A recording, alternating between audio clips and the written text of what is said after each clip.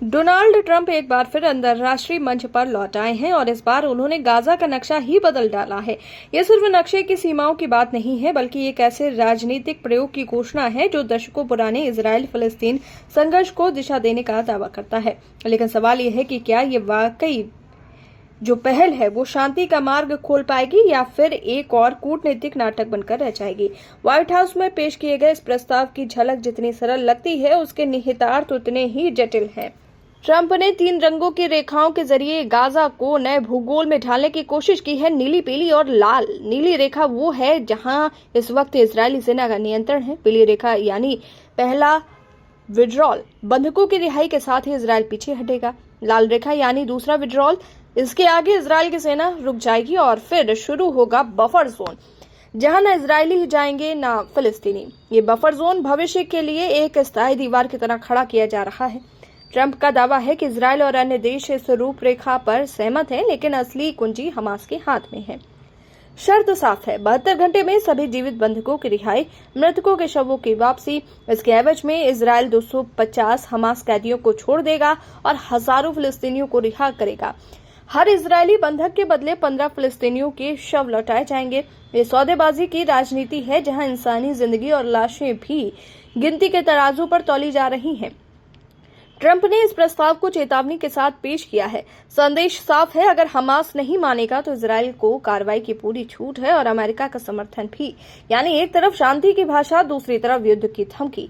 ये वही पुराना अमेरिकी फॉर्मूला है जिसमें कूटनीति और धमकी एक साथ पैक कर दी जाती है। योजना में एक और बड़ा बिंदु है हमास का गाजा की सत्ता से पूर्ण बहिष्कार। सुरंगें, हथियार कारखाने, सैन्य ढांचे सब नष्ट कर दिए जाएंगे और उनके पुनर्निर्माण नहीं होगा। हमास को या तो आत्मसमर्पण करना होगा या फिर गाजा छोड़ना होगा। जो हथियार डाल देंगे उन्हें माफी मिलेगी और जो बाहर जाना चाहेंगे उन्हें सुरक्षित रास्ता दिया जाएगा। ये दरअसल हमास को मिटाने की रणनीति है जिसे शांति प्रस्ताव का हिस्सा बनाकर पेश किया जा रहा है। लेकिन सबसे अहम सवाल यही है कि गाजा के भविष्य का निर्धारण कौन करेगा, अमेरिका और इजरायल या फिर वहां के लोग खुद। गाजा के लोगों के लाभ के लिए पुनर्विकास जैसी लाइनें सुनने में आकर्षक हैं, मगर ये तय करेगा कौन कि गाजा के लोगों के लिए असली लाभ क्या है। बफर जोन का मतलब है स्थायी अलगाव और स्थायी अलगाव का अर्थ है कि दोनों समुदायों के बीच विश्वास की आखिरी कड़ियां भी टूट जाएंगी। ट्रंप का ये प्रस्ताव कागज पर साफ सुथरा दिखाई देता है, रेखाओं से बटा नक्शा, कैदियों की रिहाई, बंधकों की वापसी और शांति की तस्वीर। लेकिन इतिहास गवाह है कि इजरायल फिलिस्तीन संघर्ष सिर्फ नक्शों और डील से खत्म नहीं होता। यहाँ भावनाएं, धार्मिक पहचान, जमीन और राजनीतिक सत्ता की खींचतान इतनी गहरी है कि किसी भी समझौते की संभावना बेहद कमजोर होती है। असल में ये प्रस्ताव ट्रंप की चुनावी राजनीति से भी जुड़ा दिखाई देता है। अमेरिका में उनके समर्थक इस योजना को पीस डील कहकर भुना सकते हैं, वहीं इजरायल को इसका लाभ ये है कि अंतर्राष्ट्रीय स्तर पर इसे शांति का पक्षधर दिखाया जा सकता है, जबकि असल नियंत्रण वही रखेगा।